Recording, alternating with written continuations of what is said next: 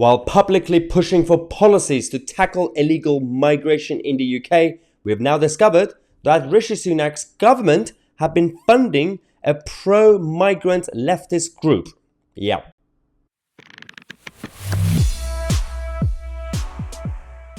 Alright, who is in charge and what direction are we taking our country and where is this actually leading to? So we have the government who are under pressure to sort out illegal migration and the border crisis. We know that.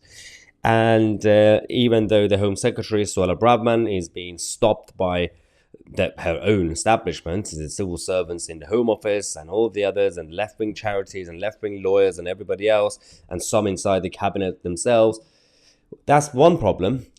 But publicly, the Prime Minister and the government say we want to look after the borders. And we want to make sure that we look after the public purse, taxpayers' money, just generally speaking. Make sure we have good housekeeping, as Margaret Thatcher said once. But no, that's not really the truth, is it? So there are so many organizations. One of them is Paul Hamlyn Foundation. So PHF, they do a lot of things, including work when it comes to migration. They promote more migration in the West, but especially in the UK. And they're basically a globalist body. They're internationalists. They go around, do their own stuff.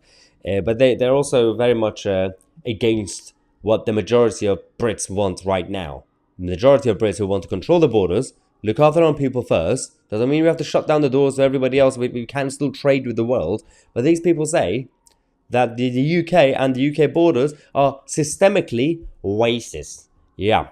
But now we discover that our government have been funding. They've been giving more than £1 million, £1.36 million to these organizations, including PHF, despite this left-wing charity called Britain Systemically Racist.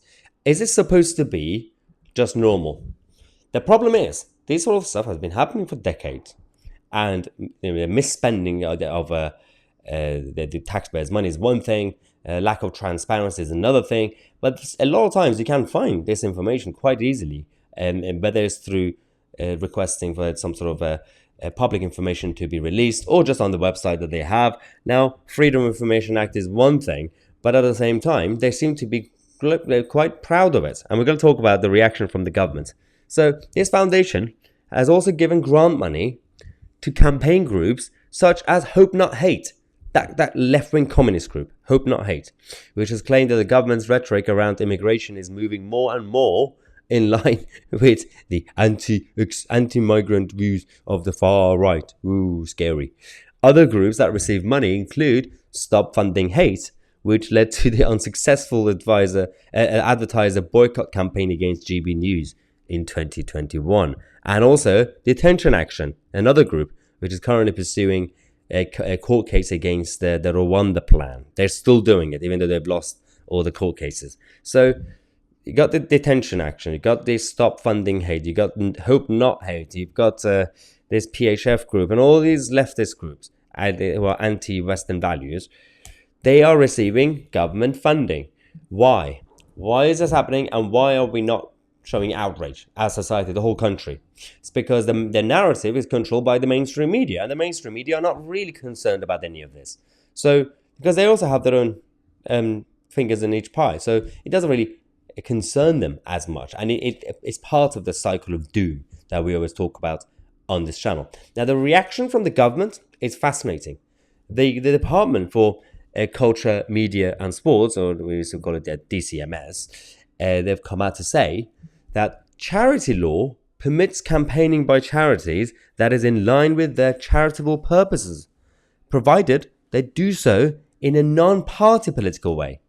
Where concerns are raised that a charity is acting outside of its charitable purposes or is acting in a politically partisan way, then the Charity Commission can investigate impartially and take regulatory action where appropriate. Hang on. So clearly that means our regulations and the rule of law in this country is outdated. We need to upgrade the whole system, because if you can get away with things just by avoiding being party political, then the world has changed. We no longer just live in a world where a group of people, a number of groups of people, in the name of parties, political parties, go and sit in the House of Commons and decide for the rest of us. We now have outside of the party system, political groups. And these political groups, pressure groups, have more powers than political parties, whether it is in the name of actual charities or actual campaign groups. For example, BLM is one of them. Extinction Rebellion is another one. Just Stop Oil is another one. You don't have to be doing it with the label of Labour Party or the Liberal Democrats or any other party. You now have the same influence or even sometimes more influence than political parties. So these charity laws and everything else, they clearly need to change. Because right now, I can set up a group which is basically a political party, but because we're not registered as a political party, I can do whatever I want. And everything will be allowed. Is this really normal? Because that's just a loophole for political people to make organizations to do political action, where they could say, well, we're not political. It's just not normal. But we'll keep you guys posted on this as usual. Let me know what you think of the charity laws in this country. I'm Mahyar Tousi, and we are the media.